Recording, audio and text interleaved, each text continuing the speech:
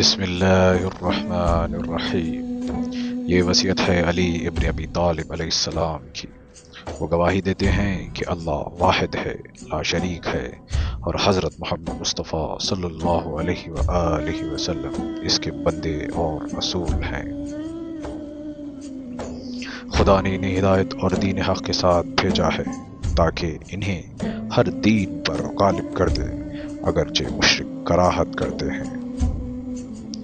پھر یہ کہ میری نماز و عبادت، زندگی اور موت اس خدا کے لیے ہے جو رب العالمین ہے، اس کا کوئی شریک نہیں۔ مجھے اس کام کا حکم دیا گیا ہے اور میں مسلمانوں میں سے ہوں۔ پھر میں اے حسن تمہیں اور میری اپنی تمام اولاد اور اہل بیت کو اور ان مومنین کو جنہیں میری کتاب پہنچے وصیت کرتا ہوں کہ رب سے خوف رکھو، اور یہ کہ تمہیں موت نہ آئے مگر اس حال میں کہ تم مسلمان ہو، اور سب مل کر خدا کی رسی کو مضبوطی سے تھامے رکھو اور جدا جدا نہ ہو۔ اور خدا کی اس نعمت کو یاد کرو کہ تم ایک دوسرے کے دشمن تھے، پھر اس نے تمہارے دلوں کو جوڑ دیا۔ میرے رسول خدا صلی اللہ علیہ وآلہ وسلم سے سنا ہے کہ آپس میں اتفاق نماز اور روزے سے بہتر ہے، اور اختلاف دین سے دور، کیونکہ یہ آپس میں فساد پیدا کرتا ہے۔ اور خدا کے سوا کوئی قوت نہیں ہے۔ اپنے اہل رحم پر نظر رکھو اور ان سے صلہ رحم کرو تاکہ خدا بند عالم تم پر حساب آسان کر دے۔ اور یتیموں کے بارے میں خدا سے ڈرو، ان کے منہ خالی نہ رہیں اور وہ تمہارے سامنے ضائع نہ ہو، کیونکہ میں نے رسول خدا صلی اللہ علیہ وآلہ وسلم سے سنا ہے کہ وہ فرماتے تھے، جو شخص اتنا پالے کہ وہ مستغنی ہو جائے تو خدا اس پر جنت واجب کر دیتا ہے، جیسے اس نے یتیم کا مال کھانے والے پر دوزخ واجب کی ہے۔ اور قرآن کے بارے میں خدا کا خوف کرو، ایسا نہ ہو کہ اس پر عمل کرنے میں تمہارے غیر تم پر سبقت لے جائیں۔ اور خدا سے ڈرو اپنے ہمسایوں کے بارے میں، کیونکہ خدا اور اس کے رسول نے ان کے حق میں وصیت کی ہے۔ اور خدا سے اپنے رب کے گھر کعبے کے بارے میں، اور وہ تم سے خالی نہ رہے جب تک تم زندہ رہو، اس لیے کہ اگر اسے چھوڑ دیا جائے تو تم پر نظر بھی نہ پڑے گی، کیونکہ ماہ کی طرف رجوع کرنے سے بھی زیادہ یہ مقدم ہے کہ گزرے ہوئے گناہ بخش دیے جائیں۔ بس خدا سے ڈرو نماز کے بارے میں، اس لیے کہ وہ بہترین عمل اور دین کا ستون ہے۔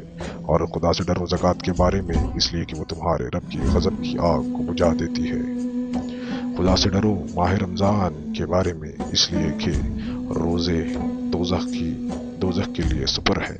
اور خدا سے ڈرو جہاد فی سبیل اللہ کے بارے میں اپنے مالوں اور جانوں سے، اس لیے کہ خدا کی راہ میں دو مجاہد ہیں، ایک امام ہدایت اور دوسرا ان کا پیروکار۔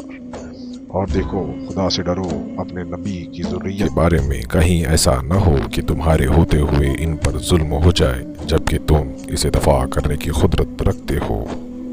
اور خدا سے ڈرو اپنی نبی کے ان اصحاب کے بارے میں جنہوں نے کوئی حدث پیدا نہیں کیا اور نہ حدث پیدا کرنے والوں کو پناہ دی، اس لیے کہ رسول خدا صلی اللہ علیہ وآلہ وسلم سے ان کے حق میں وصیت کی ہے، اور حدث پیدا کرنے والوں اور انہیں پناہ دینے والوں پر لعنت کی ہے۔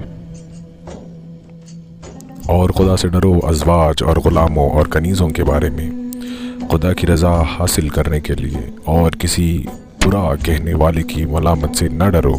اگر کوئی شخص تمہارے برخلاف ارادہ بغاوت کرے تو خدا تمہاری مدد کرے گا۔ ہمیشہ لوگوں سے اچھی بات کہو جس طرح خدا نے تمہیں حکم دیا ہے۔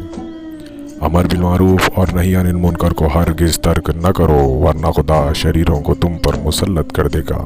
پھر اگر خدا سے فریاد کرو گے تو بھی خدا دعا قبول نہ ہوگی۔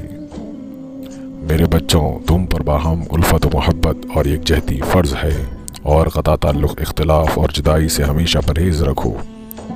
نیکی اور پرہیزگاری پر ایک دوسرے کی مدد کرتے رہو، البتہ تم عدوان پر ایک دوسرے کی مدد نہ کرو، اور خدا کا خوف دل میں رکھو، یقیناً خدا سخت عذاب کرنے والا ہے۔ خدا تم اہل بیت علیہ السلام کی حفاظت کرے اور تمہارے ذریعے تمہارے نبی کی حفاظت کرے، اور خدا کے لیے تم سے ودا ہوتا ہوں اور تم پر سلام کرتا ہوں۔ اور پھر فرماتے رہے لا الہ الا اللہ، یہاں تک کہ طائر روح جنت کی طرف پرواز کر گیا۔ 21 رمضان شب جمعہ اول شب 40 ہجری کو